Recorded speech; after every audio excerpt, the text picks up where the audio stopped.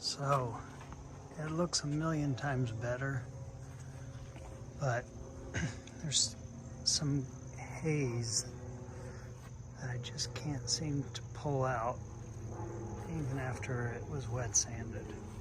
This is my nice little repair done for the previous owner with automotive paint. Thanks, guys.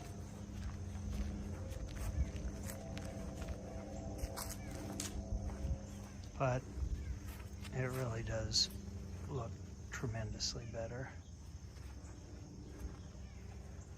Gotta put my new C-Ray emblems on.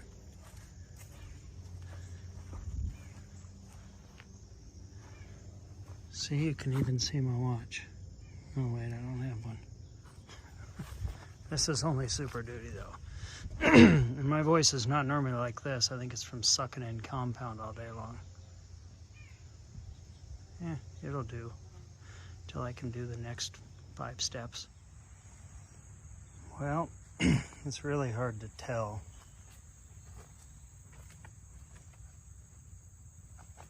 But it is pretty shiny. That's the emblem that I put back on. It's brand new. The other one was all, 28 years old. Holy cow. Look like I'm pregnant.